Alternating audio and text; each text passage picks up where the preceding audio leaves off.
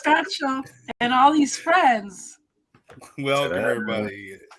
As we all see it, the show where we take on topics that are from the serious to the absurd, and put our little spins on it, our little pieces of experience, and more importantly, we just have a little bit of fun taking a look at things, and hopefully maybe lending a perspective that you haven't had before, or a perspective that you could use at this time. But here's the thing: if you're going to have one question with the 6 people on this screen, or the 9 people we have other days, you're going to get 6 or 9 different answers, and that's the beauty of this. So there is no right one. The only one that's right is the last one, still on the air before we sign off. So, and we've all learned to stay on until the very end. So that's we fight for it. Yeah, we fight for it. We fight for it. The final word. Anyway, how is everybody? Good. Thank you. Good. Thank you. I'm glad you're going. Awesome. I'm having some mouse issues and screen issues here, so I'm just do whatever I can in the background. Okay. You need to get some rat poison, you'll be fine. I just ordered a new mouse from the Amazon, so I need more mice problems. I don't think she needs it deader. No judgments here, right? Yes, yes. The topic of the day, and I'm going to bring this up. Somebody I don't want to put the person out there because it's their personal business. But I have a family member who had to go into the hospital and spent the weekend in the hospital. And one of the things that happened was, even driving there, I started to already play in my head, this is how this is going to go. This is how we're going to have to wait here. And this is how we're going to have to do this. And we're going to be treated badly by the first person. I had all these scenarios in my head, some of it from my own experiences, some of it from, I'm going to be honest, my own ignorance. And so I went in with this expectation that it was not going to be a good experience. And so, in a sense, the only one who made it a bad experience was me. I walked in with this chip on my shoulder. And it turned out that people that helped out my family member were so incredibly nice. Even though spending a couple days in the hospital and waiting for a bed and doing certain things that take a little bit of time, it is a pain in the butt. These were the nicest people. It was a clean, beautiful hospital. It's not one I'd been in before, and the experience was incredible. But it took me a little while to turn off all of my bullshit and turn off all of my judgment and expectations and simply say, this experience doesn't have to be what I think it's going to be. It's going to be what it's going to be. And how many times do we ruin things? And I had to look back at myself and say, if I go into a movie, sit down and say, this movie's going to suck, this is going to be terrible, it's going to be very difficult for me to enjoy that film instead of just reserving judgment and sitting and enjoying it. When I meet people, sometimes I prejudge. Maybe it's because of the job they do, or maybe it's because of maybe a rumor I've heard. And it turns out most of the time when I prejudge and I do things like that, I'm wrong. And like was this experience in the hospital. And finally, thank God I at least am a calmer human being than I used to be, because I would have went in there screaming, saying, if somebody doesn't help this person, I'm going to sue everyone in this goddamn hospital. And I would have been that way. But how often do we do that? How often do we prejudge people, experiences, jobs, whatever it might be? Doing trainings. I do trainings, and sometimes I think, well, this crowd's going to suck. It's full of it's all policemen. They're not going to be any fun. Turns out they're the most fun. They are really the most fun to train. First time I trained them, I had the wrong expectation, and I probably under-delivered because I was delivering to something I expected instead of what was really there. So let's talk about that today, about how prejudging, judgments, expectations can limit us in our experience. I'm going to add to that so that Yes. we have more conversation while I still have internet and stuff here. It's funny because I had a situation just today. My dad, I usually get the internet when I go down to my dad. And the last time I had internet there, I won't say the internet carrier, but I will just say internet carrier. Last time I was so upset, the service that I got, because you should be able to put it on seasonal and they were charging me the regular rate and all this other stuff. And long story short, I called today and I said, look, I'm going to apologize beforehand. It's not your fault. but I had crappy service, and I said, I'm not looking forward to this conversation, but I'm going to need internet at my dad's house. And long story short, it superseded what I expected. But mind you, I kept it open. But what I did though is I already let them know that I did not have a good experience with you the last time. So if I get a little antsy, it's because of I'm not happy that I have to have service with you guys again. And it went really well. One, she was very copacetic and very understanding. And two, I was willing to listen and hear the different options. And I kind of blown away from what happened. Now, mind you, going forward, we'll see. I ended up even changing my phone from Verizon over to them to give them a chance. But when you get a whole year of phone service for free, okay, I'm saving myself $1,200. So, but again, she gave me the special package and she gave me a deal, and I'm happy at the moment. Now we'll see. This will be a conversation I bring up after they trap me in. But what I'm saying is it's really cool because I think if I didn't explain my experience before, she said we have some packages, and then I have a special package I can give you for all the trouble you've gone through and giving us a chance. And I was just blown away. So again, Wow. yeah, I'm very impressed. But again, I think if you're upset or something doesn't go right, you should just say, hey, this situation or this triggers me, or I've had situations, I don't know how this is going to be, but please excuse my attitude about this, because from what I know, this is, and things got cleared up and things were wrong what they did before. And, they got extra money out of me in the whole, but they made it right this time for right now. So It's so funny, Lynn, because in the middle of that, you're like, I'm happy for now, but so even though I'm so glad you made me happy, but I still have I'm still reserving that I think you're going to screw this up somehow. Well, so right. it's like sleeping on the edge of the bed, where if I just roll the wrong way, I'm going off the bed and landing on the floor. Why not move to the middle of the bed and enjoy the soft mattress, right? Okay. Yeah, well, that's the anyway, thing. Working in bail bond enforcement, training and discipline are the key. That's a bail bond agent there. Yeah, well, that's my nephew that I didn't grow up knowing him till recently after my brother passed away. So we're just reconnecting. So I'm glad he's watching. He served our country real well for, through some war. So I really love him, and he's turning his life around. So I'm glad he's here. Excellent. So does anybody want to pick up on where we went with this for judgments, expectations, and is this something worth talking about? I'll jump in. Okay. Yeah, jump in. It's something definitely worth talking about. For those of you who don't know, everybody here knows, but people out there may not know. I work in relationships.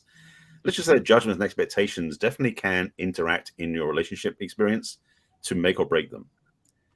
So the judgments and expectations, and I'll preface by saying that, as was, I think, Scott, you already said it, it's all inside of us. Meaning that it's 99% of the time never about something out there that's going on in the first place that starts it. We build up a fantasy, that's a good word for it, about how things are going to be in our relationships, in the world, in our job, in the bank accounts, in the food we get, whatever it is. We make up these fantasies. And then what's weird about it is oftentimes the fantasy is negative and depressing and judgmental. But when it doesn't actually get met, we get even more upset. If something gets better than that, we get upset, like, that's not what I wanted. I want something worse than that. That's how weird we get wired in there, So the judgment piece, and the thing about judgment expectations, yes, you can create your reality, basically, by having so much of a clarity about what you don't want that you're not manifesting what you don't want because you keep getting stuck on what you don't want. I think you made that point clear. Rather than saying what's possible. One of the things I've learned many times over the years, and we use the framing something like, this is something better. This or some other possibilities, so that we keep ourselves open to what could happen. Because for most of us, what we actually do happen, most of us, what does happen is usually better than we can expect. So my recommendation for anybody in any area of life, especially in relationship, is what is possibly better than what I'm thinking now? What could happen that could be better than this? So play with that. So Barrett, when you say that that's considered experiences, though, as well? what I'm saying Your is that experiences. Yeah, go ahead. oftentimes reflect basically what we hold in our values. We create the definition is we create our own reality. So if we're creating, if we believe it's going to be crappy, bad, suck, and everything else, then it tends to go that way. Not always, but it does tend to go that way. Because our experience inside is what we're talking about here. What happens out there oftentimes doesn't match what we're doing inside, which is really crazy. But we filter what's happening out there through our own lens of it's not going to work, it's not going to work, it's not going to work. And then we feel bad doesn't work. Well, when you have shitty internet, you have shitty internet, though. Just say it. Just saying, yeah, right. But but you can enjoy shitty internet or not. Exactly. It's how you deal with it. Hey.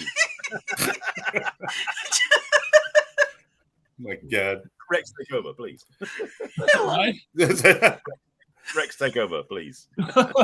Take over, Rex. No.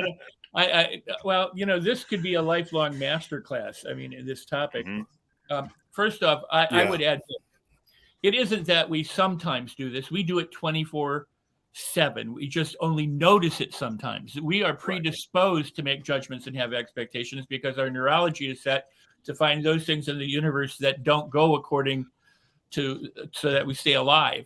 So we're always checking things out, and we understand that we're a pattern recognizing, detecting machine, essentially, so we can recognize the faces of other people, but we don't recognize the face of the other person now for the first time. We recognize it for the first time later, long ago, and now are seeing it again in our head through the configurement of what we understand that person to be. That's why we don't notice people getting haircuts or glasses or wearing hats or those kinds of things until we notice that, wow, something's changed.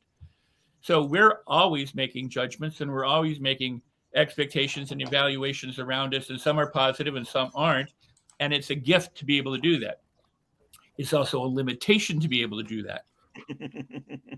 So it's both. Can that, like shitty internet. It is automatic. Enjoy it or not? I agree with you that it is automatic. It's what we do when we walk into a situation. It's not like we walk in. We always do it. Whatever happens. We got an idea.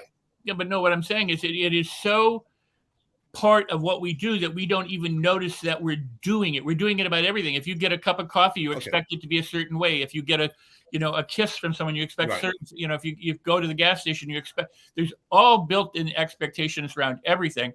Not all of them are negative judgments, however. Yes. But what if they become destructive? Well, what if they become destructive where I am going to ruin every one of my experiences by creating these scenarios, which happens to us sometimes, either in a category or across the board? Well, you have to understanding the mechanism first is that it can be destructive, but it's based on your past experiences. It's not based on what's happening now, because now is new. You can't recognize the newness. You can only recognize the past or the patterns from the past. So you react out of what we call anchored feelings or associations or judgments or expectations or ideas or whatever you want to call it. But here's the thing. One of my specialties, for example, is framing. The more that you can frame something when you're going into a situation with other people of what they might expect or not expect or what might take them by surprise or whatever, the more you're apt to preempt any issues that may come up or inoculate them from problems. So this is great, but there's also out framing and doing all sorts of other things and working outside the box. So the key is this. While we are a creature of our habits, which include our expectations, our judgments, our attitudes, our values, all this stuff, we can also operate somewhat independently of it. We can get free of these. It's a matter of releasing and letting go. It's a matter of sometimes doing exercises. That's why I said it could be a lifelong class, but it's understanding the mechanism is going to be there. So if you have a snowball at the top of Mount Everest and it starts to snowball down, it's going to gain in weight and mass and velocity and everything else, and it's going to pick up and get really big. The trick for all of this stuff is called emotional flooding and emotional intelligence and this kind of stuff, that things happen when our neurology is triggered, chemicals start going and we go, right? The triggering incident only lasts an infinitesimal amount of time, but then it goes through the body and the hormones and the neurochemicals. So if you can catch it, and you can, it's just like when you inhale, you don't inhale, exhale, exhale. You inhale, stop, exhale, stop, inhale. Your heart beats, and then it doesn't beat. There's a gap. if you become sensitive and you're aware of the gap before you launch into an emotional flood or a judgmental flood or an expectation flood or anything that's negative. With anger, people say, I saw red, but they don't like instantly get angry. Rage happens very quickly because it becomes a habit. Because they do it a lot, those habits get traveled so very fast that it seems like it's instant.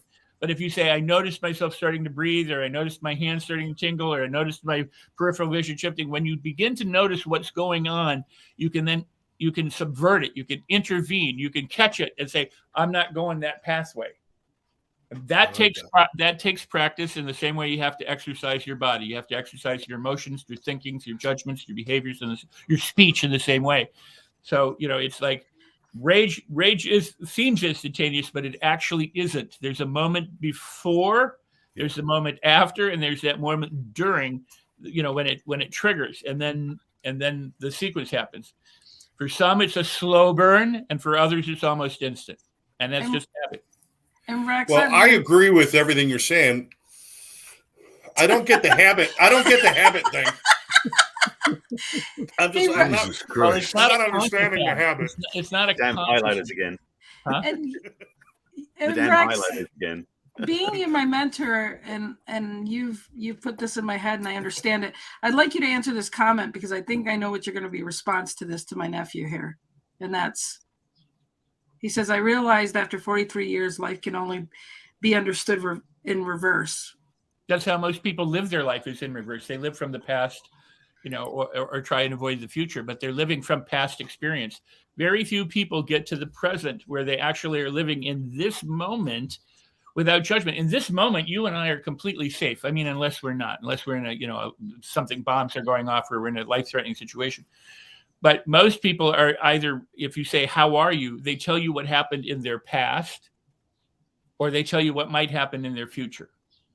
And if it's good in the past or the future, they're in the past or future, but it's good. And if it's not good in the past or future, then it's not good. But in the present, it's neither of those things. It's just right now, whatever's going on right now. And so where especially with this, where I would agree with the statement, is that it was Jobs that said it, but the principle's been around forever. You can connect the dots looking back, but you can't necessarily connect the dots looking forward. So you could go back and look at your life and go, had I known what I know now, I would have valued that experience much more. Or that horrible thing that I thought was the death of me was actually the best thing that ever happened to me, because if it hadn't been for that, I wouldn't be who I am or where I am today. So a lot of our lessons do come from looking back, or because we can't really look anywhere else. I have a question that I ask in all my workshops and programs: what's good and new? And a lot of people can say what's good, but it's very difficult for people to say what's new right now. I never thought of that before. I never did that before. Or even what's good, they'll say, well, I had a donut for breakfast, or I had, yogurt for breakfast. They don't go, what is good this instant? Because they scan, and that's the nature of the brain, is to be everywhere but here. So thank you for that. That's amazing. I love the dot to dot thing, because when you're connecting dots, if you're only looking at where you are with that one dot, you never get to see the whole picture. You actually have to use your past, look back and see what was connected already, so that you can start to see what you're building in the whole picture. But I love where you're going with that. And just as I want to go to Scott Schilling now, because you gave us a great perspective, Rex. Really appreciate that. So Scott, where do you want to pick this up from? Well, there's a number of different ways to go. Two little kids run into a barn, and there's a pile of. Oh wait, we won't go all the way back there. Oh, Jesus. Oh, yet to be there. I'm going to write my book. My book is going to be my book. I'm writing my book. Jokes that won't die. That's all. That's what my jokes that won't die. How about jokes you can't kill? Yeah, really. Yeah. That's true too. No, I mean, I think Barry said it earlier. Fantasy, right? That we create this fantasy. Well, let's take that one step further. Fantasized experience appearing real.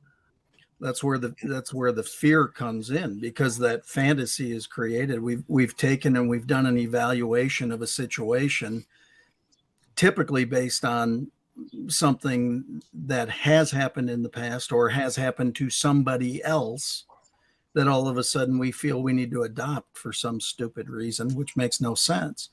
And so I think a big part of it is we're always working on, proper expectations. I called a buddy of mine today and I said, dude, I'm just tired. I'm worn out. I've been on the road. I've done stuff that I haven't done, and haven't slept well on the road and different things like that. And I'm just tired. And he said, cool. He said, now just relax. So you don't get the same expectations, you don't get the same refill and different things like that. So I think I've noticed it. That's why I called him this morning and I said, I just need a friend to talk to. And he was like, that's awesome. And, I think that especially when we get through a bunch of stuff, I'm actually writing a presentation right now. And one of the things I put in there is the various challenges that we're facing as a country and as a people, right? Immigration and gas prices and fentanyl and inflation and and then here I am, I'm writing all this stuff out. And I went, can we control this, or is it out of our control? The answer is all of it's out of our control. As an individual, it's out of our control. So therefore, recognize that and control the things you can control. And so that's why, it was really funny. I was working on that and I saw it and I said, what can I control right now? I can call a buddy and get some good juju and have somebody to talk through. It's okay to be tired. It's okay that if you do those things.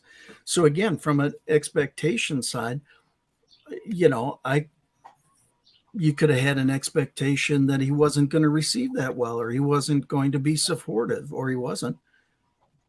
But that's not the way I expected it. I expected him to be fully supportive and whatever. So again, where is where's your mindset in all this and whatever? It's absolutely true. We have the ability to judge everything. But I said it to somebody last week. I said, I've got like 6 or 7 different old business cards, and not one of them says judge and jury. It says all sorts of different titles, but none of them say that it's my job to judge something and whatever. It's my job to just the opposite, to be the living example of beliefs and of the goodness that I would like to spread. And people can accept that or not. They could judge and go, you're on puppy uppers. What the hell's your problem? Yeah. Well,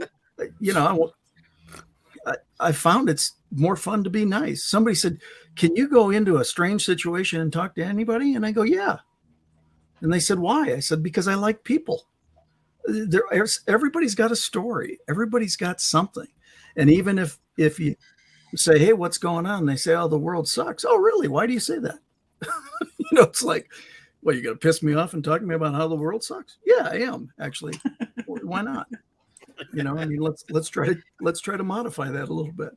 So again, I think we all have that ability to, it comes back. We talked about this a couple of weeks ago about choice.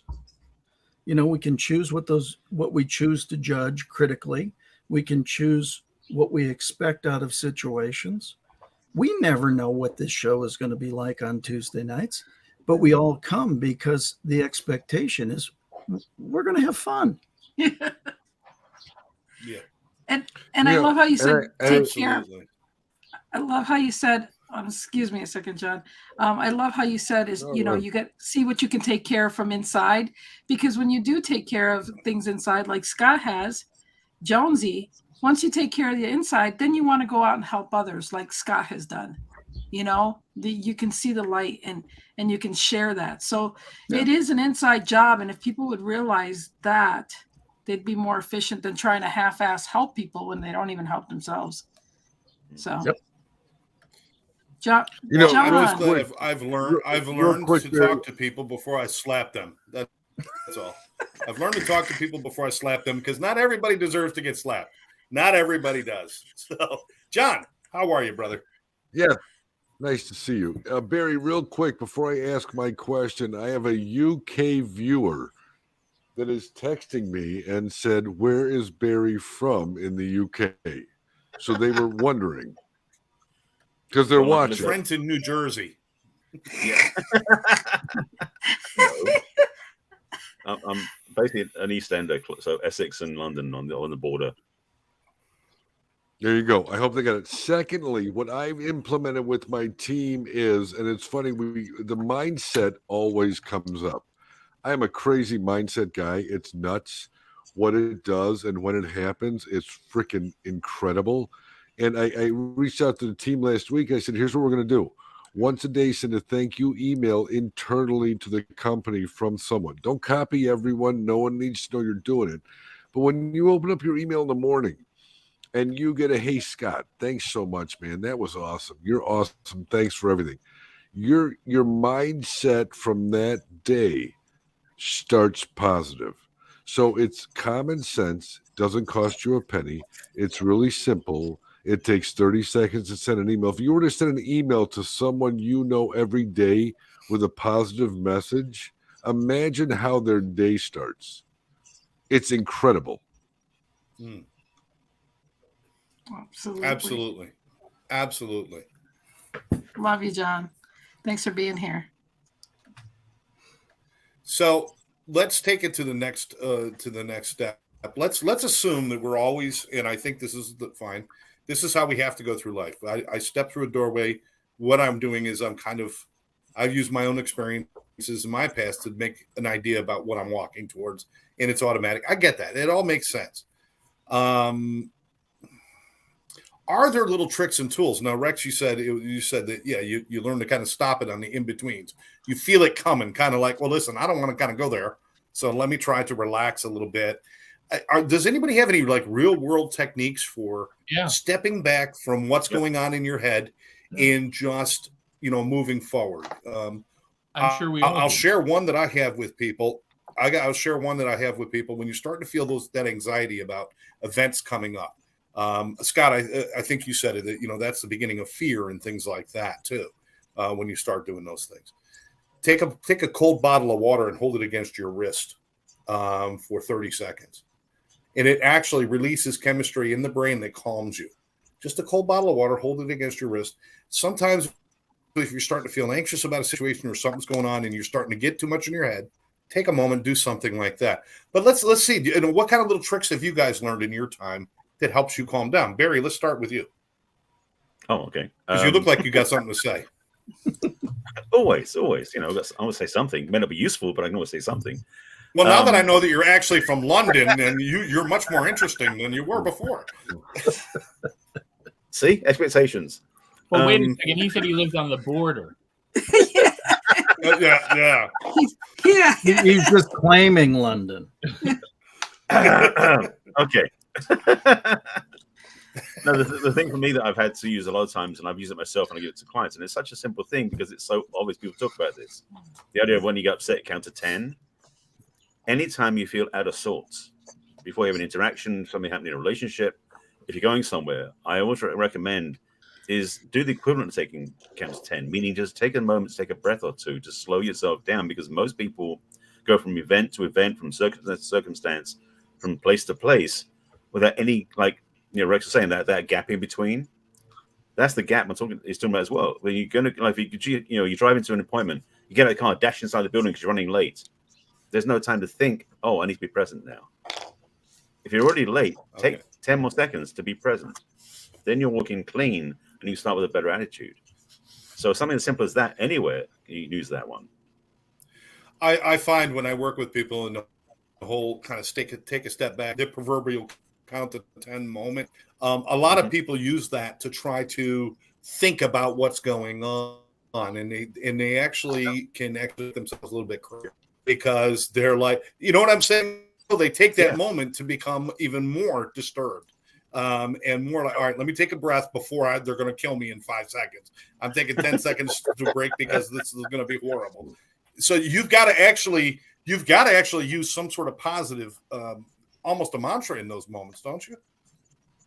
It can be anything. It could just be taking a breath. It could be looking at the sky and looking how beautiful it is. Do something that moves you out of your current state. The main reason for doing it is to shift your energy. I mean, Rez can talk about this for days, I know. Just about shifting your energetics, because the truth is that we oftentimes run so like hell for leather into the next thing, the next thing, the next thing, the next thing. We don't take a breath to recognize that we're present. Like Rick was saying about the past and the present, past and the future, rather. Being present is what the key is. When you can bring yourself present after you drove and you're thinking about the drive you had in, and you worry about the appointment you got ahead of you, take the moment in the present to be present. Be present in the present. It sounds so simple. The power of now. Can I jump in and add to that? Because that's quick. Please do. There's a saying that we've used in NLP for a long time, which is, if something isn't working, do anything else. Because if you always do the same thing over and over again, you get the same results, right? Do something else. But I would say do anything else, because anything else gives you that break. So there's hundreds of thousands of ways to move forward. The trick for people is not the taking the break and doing. I mean, it is, but it's recognizing that they need to take that break, remembering they need to take that break.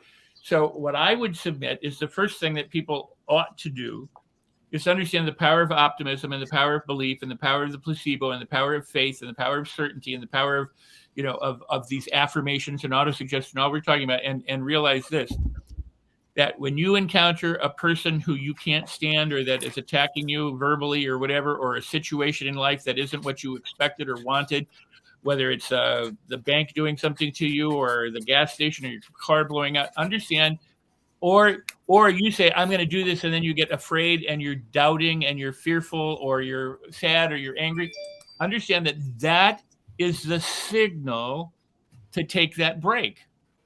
That is the gift the universe gives you to understand, like, hey, you're going to go down that yellow brick road to hell as opposed to the yellow brick road to the Emerald City.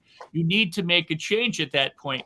But if you don't recognize what's going on, what you do is you end up where you always would end up. You end up in the rage or the sadness or the anger or the fear or whatever you have been conditioned to do through your life. So if you want it to be different, it's kind of like the reason there's a stoplight is to say, hey, there's an intersection here so that you can see it, so that you know to stop. Some people still run them, but it's an opportunity to stop and then start again, or change directions or go back the other way. So whichever way you go will be fine, as long as you don't continue through the stoplight and into the mouth of hell, right? Which is what you're just asking about. How do you avoid that? So you first recognize the signal. And then you do as Barry said, you can take a breath, you can count to 10, you can skip, you can dance, you can look at the sky, you can affirm, you can do all these things, but understand that they will in fact work. But you first have to get that break in there so that you're not continuing through something. I loved what you said. If you're running late into a building and you have the presence of mind to say, wait, 10 seconds to get present. And yet that's what most people don't do. But you can learn to make that a habit by doing what you need to do to make it a habit. And then when you make it a habit, you're now free from the conditioning that you've lived for so long, because you now have a new positive, productive habit. One of the most powerful habits is that of optimism, because it releases the right hormones and chemicals in your body. It relieves you of stress. It allows you to think and recognize opportunities you might otherwise miss because of stress and whatever. So it's powerful. People go positive thinking. Yes, positive thinking is important. Yes. Wow. And go to rexsykes.com. He has a great Audible that I think everybody should have. Seriously. Well, thank you. But yes. Everybody here are geniuses in their own right with their own products and books and stuff. So I feel a little bit when you push my website right after I do something a little for everybody. Well, so I know you do. I do. Okay. Yeah. Well, thank you so much. I appreciate that. In fact, you know what? I'll receive it, accept it. Yes. And all of you people watching, go there. Yeah. There's the flashing neon sign behind you. Like Barry with the relationships. 50 ways to love your lover. I think I said that right this time. What I love about Barry's background is that yellow, it must be a vase. It's a pineapple, I think. Not Which one? The one off to his left. This one or that one? The other side. That side. Yep. That one. Yeah, pineapple. That one there. Yeah. What is it? That's the chalice from the palace with the brew that is true. Is it a glass object or is it just a colorful? Huh? It's a glass object. It's supposed to be like a pineapple. It's a background. Yeah, it's a background. Oh, it's not. That's not your real background. No. No. Oh, it's a hand grenade. Let's just move on. That's your knickknack. Way to be optimistic, Once Scott. we Yeah, you get see- into the pineapple, once we get into the pineapple conversation, it's all over. Well, the pineapple above him. And Mr. Hipster, you want to jump in there? Where? Wherever you want to. You got two good hips now. Yeah, can no, I wiggle mean, it there. it's interesting because again, when you feel out of sorts, if you're that is probably you're not being very present. Or maybe you're feeling something that you just haven't felt in some time. And I think that's the time again, whether it's the stopping, resting. For me this morning, it was calling a friend. It was, picked a phone a friend. If you want something different, you got to do something different. It just that's the state change that happens if you think about anything like that. The level of thinking that got you to where you are is not the level of thinking you need to get you where you want to go, whatever that means, in the certain situation. So again, I think that totally agree with the optimism part. Zig used to say, positive attitude isn't everything, but it's a whole lot better than a negative attitude and what comes with it. A positive attitude is like, better to shower sometimes than not all the time, than never. I mean, it's clean your brain, clean the thing. What John's saying is so true about gratitude and just being grateful for everything. The reality is, no matter how stuck in the muck you might be at any particular moment, number one, it's not the most stuck that anybody's ever been, more than likely. And there are other people that are more stuck or in more muck than you are. And so be grateful for the fact that you're not in their situation. I mean, it's, you can't sit there and say that whether you believe God's plan and timing is perfect, you can't believe that all things work together for your good, and then sit there and say, except this situation here, this is the way it's supposed to work out differently. I mean, either you believe that the plan and the timing of the plan is perfect. It doesn't always look that way. I mean, my prayer when I had my stroke was, God, I've been teaching your plan and timing is perfect for the last couple of years now. I'm going to suggest to you, I do not understand this plan or this timing. I mean, that was part of my prayer right afterwards. Is I don't understand why this is going on, and I would prefer it not be going on, but it is.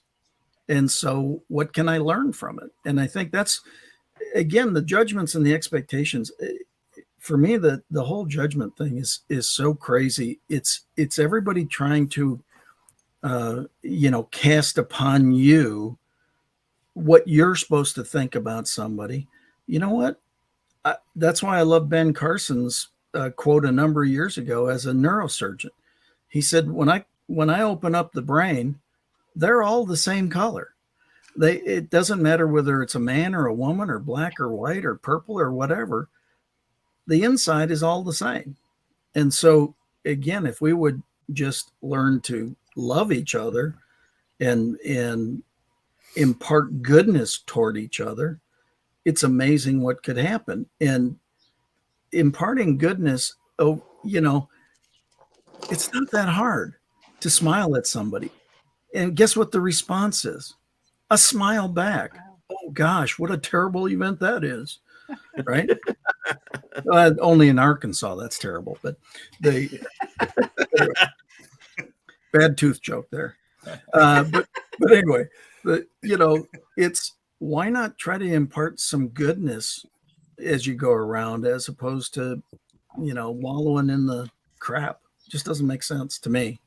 Well, not to bring karma into this, but Absolutely. if you believe in that, whatever you do comes back to you. So why not do good if you want good back to you. People that are so mean and grumpy say, I don't know why this always happens to me. Well, have you looked at you? Yeah. So. Well, I think the positivity is actually important. I love this whole take a breath, take a moment, center yourself, be present, and that can help alleviate a lot of that stuff. One of the positive things that I've discovered in my life, and maybe this works for other people as well, is I understand that no matter what situation I walk into, I do have control over one thing: me. I get to go in there and determine how I want to listen. I could walk into a shit show, but if I want to be a decent human being in the middle of a shit show, then I can be. And if that is a comforting thought to know that because I spent part of my life not in control of me, or at least didn't feel like I was. So knowing that, and sometimes just saying, listen, no matter what I walk into, no matter what's going to happen, and sometimes I hate even saying that because that no matter what happens usually means no matter how bad it gets. But whatever I walk into, I get to choose how I am and who I am and what I get to be. And I think that's just a really good thought that helps me. I don't know if that's something that can help other people. That just keeps it very simple. Hey, when I walk through that door, yeah, maybe I got expectations. Maybe I even got some prejudgments. Maybe I've got some things going on here. But at the end of the day, the only thing I'm really concerned about, let me just be me and be the best me I could be in those situations. And usually everything works out fine. I will tell you this. Rarely am I shocked because it's much worse than I thought it would be. Rarely does that really happen. Mm-hmm. Although in my brain, every time I'm expecting that, So, well, but then that's a choice again, Scott. Go ahead, right. John. And the thing with that, Scott, is it's funny that you said that because I love angry customers. I love angry clients because I know I'm in control. My goal when I have a client prospect on the phone, by the time I'm done, if they don't laugh, I lost the deal. So when you're on with them, you're in control of yourself. You know you're a professional. You know what you're doing. They think they know what they're doing, but you know what they're doing. So you have that upper hand, and walking into a room, we used to call it first coat off, last coat on. You're when you go to a meeting, you should have if you're wearing a coat, you should have your coat on a hanger before anyone gets there. And you should take your coat off when everyone leaves. So you have control of that room. You have confidence in yourself. People know confidence. You ooze confidence. It's one of the most intriguing things I've ever done. So when you get someone that's not happy or you get someone you want to win a deal, man, if you're confident and you take control, not in a cocky way, but you let them know you're going to guide them right, you'll take care of them. When you hang up that phone, man, it is the best sales feeling in the world. I like that. I like that. And I'd like to add the fact that if you go into any situation, you keep an open mind. And when somebody is upset or something, try to see it from their viewpoint for a minute. Like truly don't speculate or assume anything, and ask the questions. But most of all, when you listen to somebody, that's all they needed was somebody to listen and get that off their chest. And then if you listen well enough, you can put some insight or you can understand what they're going through and then move on and change the conversation. But, don't allow that to stop you from being open-minded or listening. But Lynn, that could be a whole show on its own. That could be a whole show on its own, how to take someone else's perspective and to adopt other people's perspectives. That could be a whole show. And when you make someone feel better, how do they feel? Like top of the world, man. You make someone feel better about themselves, they feel amazing. And what are they going to do? They're going to go to the grocery store and say, I just talked to this mortgage guy, man. He's the biggest douche in the world, but man, he made me feel so good about myself. And their level of confidence has now gone up a little bit. Well, I can't tell you aren't we full of ourselves? The biggest douche in the whole world. I didn't know I had one here. That's my new T-shirt. I got a T-shirt. It's going to say biggest douche in the world, but I'll make you feel good about yourself. I wanted to point out something that Lorna had put in the chat, saying that she used to suffer anxiety attacks. There you go. And she's programming her brain to have an attack. And then she said she was fearful of the panic. But then once she became aware of her attitude and the response, she became in control and no more panic attacks. So she learned the power of thought and self-discipline. So anything is possible. Yeah. Yeah. Good, great. Good. Like Thank you for sharing that. Yeah. Thank Lorna, you for sharing that. Thanks, Lorna. And I think Scott was trying to say something a moment ago. I want to get Scott real quick. Go, Scott. Were you trying to say something after? Oh, okay. Well, no, I was just going to say, the whole just wanting. I think there's so many choices. It was interesting listening to what you were describing before. You said, I walk into a place and sometimes it's even better than I thought it was going to be. Yeah. Why not choose to think every time it's going to be better than you thought it was going to be? Right. It's a choice, right? And again, it's not a knock, but I mean, there's just to point out language and to point out how to help somebody is, I work diligently to, try to help people smile and have fun and do whatever. It doesn't always happen, but you try to do those things to impart something, because I would much rather be around happy people. That's what's fun about this show is everybody gets, we get goofy and we're smacking each other and just having fun along the way. And so it's fun to do. Why wouldn't you want to put yourself in more fun situations on a daily basis? Yeah. And so why not anticipate, oh my God, this is going to be so much better than I even have ever experienced? Maybe it's a little crazy, but why not? I don't know. All my lessons have always been you can hope for the best, but prepare for the worst. And that's almost the training you to say the worst is going to happen more than the best is going to happen. It's almost training you. Because and yet think of what you said before, Scott. You said my life experiences are far more positive than negative. So your experiences are actually more positive, but you're choosing to hold on to the other.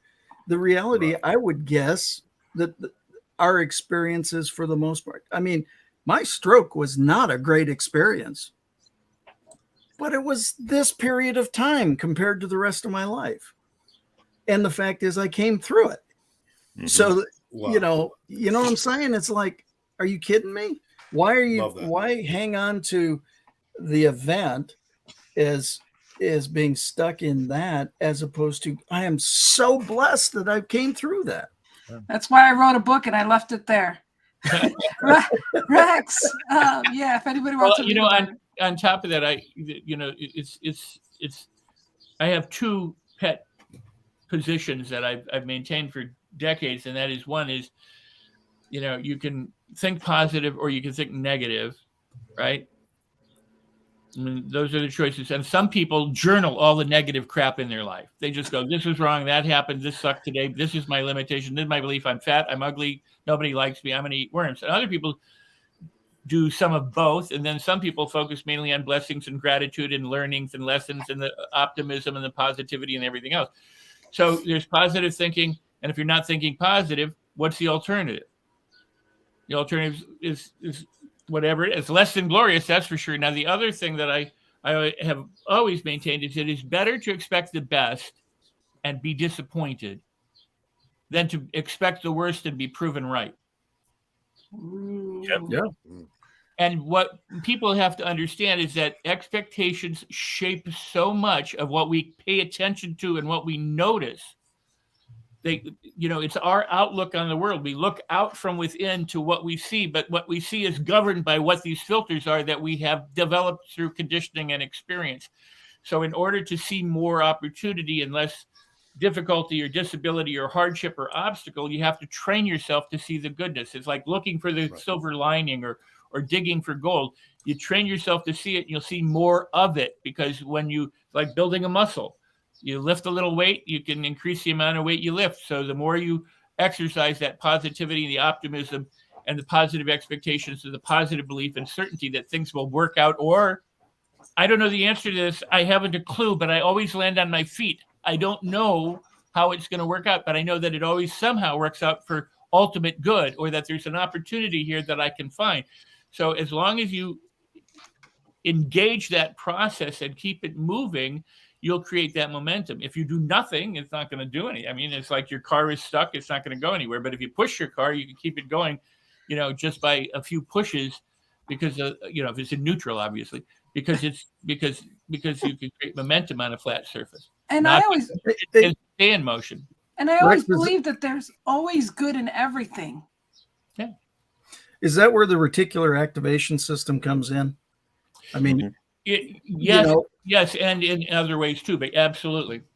If you focus on finding something, you will find it. Well, the brain learns by emotion, by positive emotion. So peak positive experiences and peak negative experiences are ones that we remember. We don't remember lunch 3 days ago, because unless it was, a feel-good time or something momentous happened. The brain works the same way. The reticular activating system works by what is deemed critical for our survival, on the one hand, looking for the things that are wrong, or for matches for those peak experiences or those peak negative experiences. So the more peak positive experience, or what's important to you, the example is always you go out and you buy a car, and then you never saw that model car before, but now they're all over the road because your brain now opens up to it. But so with opportunity or with negativity, it's just what you focus on is what you get. That's why the brain operates. It's designed to find things to keep us alive and to keep us thriving. And I love that. A lot of people talk about manifesting, and I think that's a part of how they come up with this manifest is whatever you step into, whatever attitude you bring into it is going to influence what's going to happen and what you're going to see and what you're going to experience. And I agree with that 1,000%. We are in the last few minutes, so let's do our once around so everybody can kind of get their thoughts in here. There's so much we can do. We could do another 2 hours on this and not run out of things to talk about. Of course, we could be discussing the ABCs and not run out of things to talk about with this panel. But I mean, I'm just going. Like I said, I'm going to kick it off. That when I talk about, for my focus, I love to focus on the fact that I get to determine, no matter what, I get to determine who I am and what I do and how I do things. And if I want to have a good time, I do. Truth is, I do have a good time. And Scott, I agree with you. If you want to look for something, it's more likely you're going to find it if you feel like you're going to find it, or if you go in with the attitude, you're going to find it. And that works in every case, unless it's Barry in the barn looking for a horse, because we've already figured it out. That ain't never happening. So let's go around and just kind of put a pin on this, or kind of sew it up nice and neat about judgments, expectations, and how we handle those things. Who wants to kick us off? John, why don't you kick us off for our finals here? I'll kick you off. And it's funny, I was looking at my phone, and there are several people, again, from the UK, Barry. They're right behind you. The expectations, I tell what are you, one of the freaking Beatles? What's going on here? Barry, they did. They're like, where's Barry from? I'm just telling you, I'm getting texts about Barry. Not about me. About Barry, just so you know. So it hurts just a little Barry bit. has a book right here. 50 Ways to Love Your Lover. Doesn't have a book. John doesn't have a book. We've already covered this. That's why you're the center. Thanks for the reminder, Lynn. That's on the center square. Okay. So real quick, finishing it up, I have preached to my team on manifestation. It's funny you said that. I believe in that. You wake up every day, man, before you get out of bed. What are you doing? How's your day going to be? What are you thankful for? You do that for 6 weeks, that shit starts to happen. You literally feel a click in your brain, but you got to be consistent, man. I did this when Lynn asked me to come on. I started this maybe 2 months ago. I would love to be on a podcast. I'm grateful to be on a podcast. It's not past, it's future. Thank you for being on a podcast. And I wasn't on it. So you do that. You wake up, you be comfortable, you be confident, man. And this is what it's about. And you meet awesome, awesome people like you, honestly. And I thank you for it. But if you don't believe in it, it's not going to happen. If you believe in it, give it 4 to 6 weeks. You're going to feel a little click right here. And all of a sudden, your future's going to happen. And Amen, like brother. Rex would say, I got to change the sign. Either think of dog shit or diamonds. You choose. And whenever I read that, it says "you cheese" to me. I don't know why. You cheese. You hunk of cheese, you. I gotta change that someday, I promise. Anyways, Barry, what do you got to say, man? Oh, following the dog. No, okay. Keep in mind, you've got a whole country of fan club. You got a whole thing going on over Apparently. Come on, Barry. So speaking of that, I just finished editing and reviewing and revising my book. It's its 10th anniversary this year. Awesome. So this new edition is up on Amazon now, which is it's not changed the languaging, but I've reordered the sequence of it now. It lands a bit better than it did 10 years ago when I wrote it, so that's a good thing. Nice. But to speak to this thing, since I want to bring the air of relationships, my sort of thing, most of the time when I'm talking to clients and prospective clients is they're spending most of their time looking back at the past with regret, looking at the past breakup. And one of the things is, I'm just going to mention this one because it's a sideline about the peak experiences, negative, is a lot of times people focus on the divorce, not on the marriage they had or the ending of the relationship. Wow. They focus on the ending, not the beginning. So that's one thing for people to think about. Second thing is a lot of people look for a relationship in the rearview mirror. And I said the biggest problem is trying to drive your car using the rearview mirror is dangerous for one and almost impossible for two. So if you want to have what you want in your life, relationship, whatever it is, if you focus on what you don't have, focus on what you didn't have before, it's going to be very hard to get where you want to go. So part of the work I do with my clients is to have a clear vision of what they want. And that's the thing, like John was saying, you're already affirming what you want to have before it happens. Now, if it doesn't happen now, it may happen in 2 weeks. It may happen in 2 months. But if it doesn't happen tomorrow and you were thinking about it today and you're getting upset about the fact it didn't happen when you thought it was going to happen, you're shooting yourself in the foot. So when you have a clarity of what you want to have, making it less time-based is good, but making it easier to be adaptable to what you want to have. So you focus on where you want to go, not where you've been. Much easier. Awesome, Wow. Barry, the relationship guru. Thank you. Awesome. Thank No, I'm you. blown away. I mean, That was fantastic. we've all established that we built a lot of things on our past experiences and everything. So it stands to reason how we view those past experiences is going to determine how we feel today too. So that's brilliant. Absolutely brilliant. Didn't mention a barn once. No horses, no Bob. Scott. It's interesting. What just popped up to me was I was talking to a buddy last week that I hadn't really talked too much over the last couple of years, but and really not talking about a whole lot of nothing except, just how the family's, how's life, how things, how are you feeling about different stuff. And so we rekindled a conversation and a relationship more than anything, just talking about not much of nothing. And today he called me and he said, is it okay if I get you this new client? I didn't want to tell you about it last week, but as soon as we started talking, I went, oh my God, that's why I'm meeting these people, so I can introduce them to you. And so, you sit and you, again, the concept of high intention, low attachment. The high intention was just to have a nice time with him and his family and hang out and, have a nice conversation. There was no purposeful business. There was no purposeful this or that. It was just have a nice experience. And it's amazing how something potentially very magical has just shown up because of that. So again, I think it's where we focus, just keep on imparting good stuff. I'm going to say it for John. Send a text to 6 people tonight and just tell them you freaking love them. And that John told you to do it. And they'll go, who the hell's John? Just don't worry about that. I'm going to do it right now. I'm going to do it right now.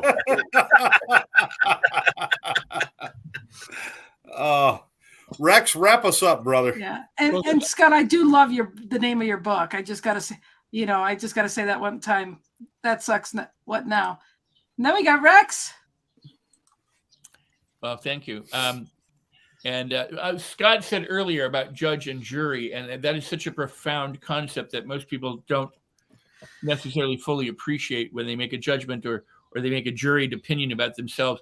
In workshops and programs, somebody would say, I can't do this, it's hard. And I go, well, who died? When did God die and leave you, to be God? And they go, what are you talking about? I go, well, how do you know you can't do it if you've never done it yet? You're assuming like you're an authority and you're declaring that this is impossible for you and you can't do it. People don't understand that everything they say, their thoughts are reflected by what they say. They don't say everything, like they hold some things back in public, but they don't say everything, but they think it. And what they say is a reflection of what they think. So it's twofold. So when someone says this is going to be hard, it's more likely that it will be. If they say I'm fat and ugly, it's probably true, but it's not because it's true for other people, but it's true in their mind. So people don't understand that everything that they declare or assert is an affirmation. And if you think about, what we bring about bad feelings and ill health and financial disaster and despair and all these different kinds of things. Oftentimes, because what we're thinking and what we're speaking is being that judge and jury and declaring that is the case. And if that's the case, then what other case is there? So this is why you have to learn how to control your thoughts, manage your emotions, put a guard in front of your speech so that you only speak to heal, bless, prosper, inspire, edify, uplift, and transform, instead of declaring things that they suck. Because you're always no cognitive dissonance and all this confirmation bias and everything. Your brain is always trying to prove you right. And you consciously want to be right. Nobody likes to be wrong. So if you say I'm a fat slob, guess what? You speak the truth, even when it's not the truth for other people about you. So stop declaring things you don't want and start declaring the things that you do want and that you are, that are good and positive and wonderful and loving and true and kind, and you'll have a much better life.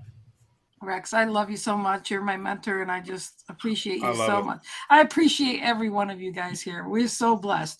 Everyone listening is so blessed to have these people here, and really go check them out. Go, stalk them on Facebook and everywhere, because that's my Long Island. But anyways, I just love stalking you guys so is much. Wrong. It was in my divorce papers. Stalking is wrong. We don't do that. Just telling you. Can I follow up one thing with Barry? Barry was looking in the rearview mirror. Yes. One of my favorite scenes in the movie, and I believe it was Gumball Rally, not Death Wish 2000, but Gumball or whatever it was. With Burt Reynolds, yes. You're right. When they're getting ready to cross the country, and the guy gets in with an Italian guy in a little Fiat or whatever, and he rips the rear view mirror off and throws it away. And the guy goes, "What are you doing?" Yeah. "What's the behind me? It's the behind me." Oh yeah, I remember that. I love that. On that note, I know Rex's alarm went off, and I don't want to take any more of you guys' time. I really love and appreciate you guys, and we do miss you when you're not here too. We miss our other people that are not here too. So it doesn't go unnoticed. You're going to make it what you're going to make it, and as Henry Ford said, if you think you can, if you think you can't, you're right. Yeah. So. You said. Well done. Thank you guys so much. Really all right. Thank you, everybody, for joining us. Yeah. And one last thing I want to say, remember, whatever you judge, believe it or not, you're judging what's going to be in your future. Think about that. So it's only true. I'm just looking forward to this. I'm just looking forward to the stalkers. Okay, bye. Keeping me safe and sound.